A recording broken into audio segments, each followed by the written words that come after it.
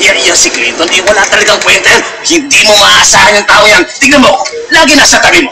Anytime, anywhere, any place.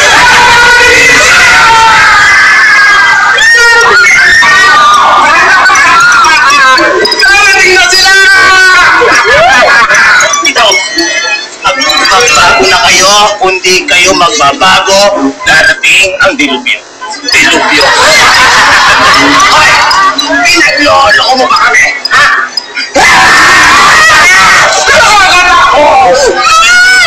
Nakakaibon! Nakaririmalim! Magbago na kayo! Bago pa dumating sa lugar na ito, ang mga kampon ng kadiliman! Mga halimaw! Mga pesting insekto! Nakukuha sa inyo! Magbago na kayo! Kung ayaw ninyong magbago, umalis kayo sa lugar na ito! Ako pa! Magdilubyo! Karating na sila! Karating na sila! Nakakatakot! Uy! Umalis ka nga dito! Nawawalan kami ng gana sa amoy mo! Lalo na sa sinasabi mo! Walang katotohanan yan! Matakot ka sa mga pinasabi mo!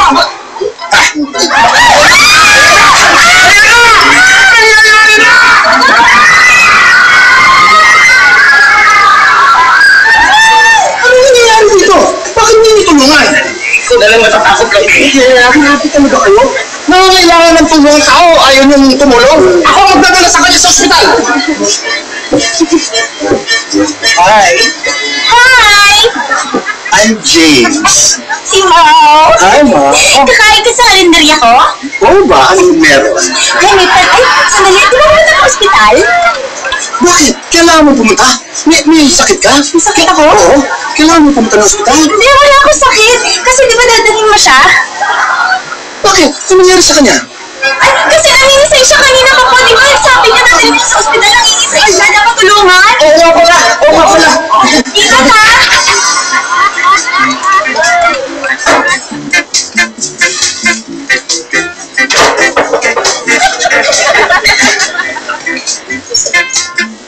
Ay! Ikaw! Ano? Nakataas! Busy ako doon sa likod. Nakataas ang paa mo.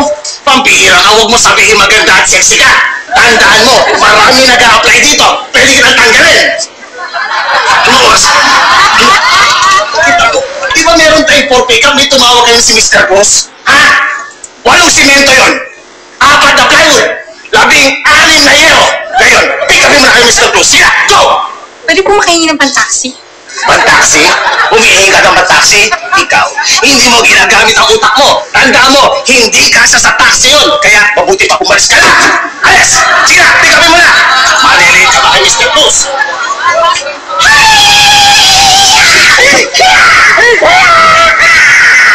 Ano itong narinig ko? Na magkakaroon daw, sabi ni Emma ng Judgment Day dito sa Barangay 11? Clinton, totoo yun. Bakit? May magagawa ka ba? Ba? Oo! Malaking-malaki ang magagawa ko! Ako rin kaya may magagawa. Ako yata super ninja kid! Bakit ikaw lang? Ikaw talaga kahit kailan. Gusto mo ikaw lang ang sisikat? Eh ako naman talaga yung mas magaling eh. Ako nga! Ako eh!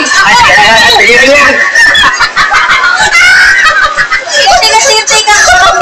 Ang Beloy! Ba't ka tumatawa?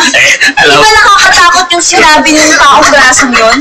Alam mo, Isa, natatawa ako dahil unang-una sa lahat, sa kayabangan ng dalawang kutong lupang yan. Pangalawa,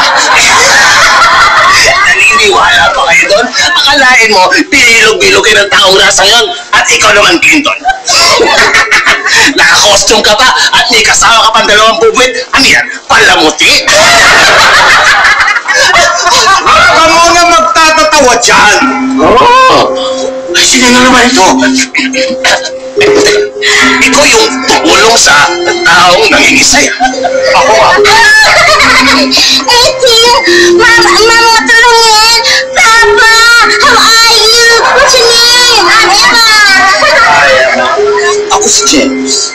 James B. Mr. James B, bakit ayaw mo kaming tumawa? Nasa konstitusyon ba yan? Eh kasi dapat binibigyan ninyo ng halaga ang sinasabi ng taong grasa. Di ba?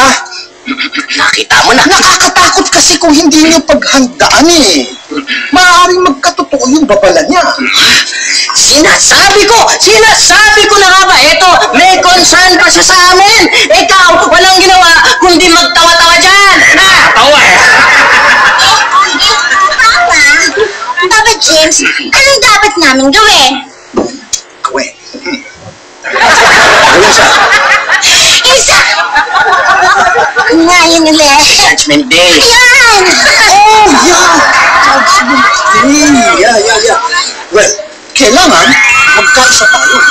Kailangan paghandaan bago mahuli ang lahat. Kailangan ipaglaban natin ang Barangay 11 hanggang sa matayan. Para sa akin tulugan na to. Diyos ko, kahit sino halimaw, hindi ako mapapalis dito!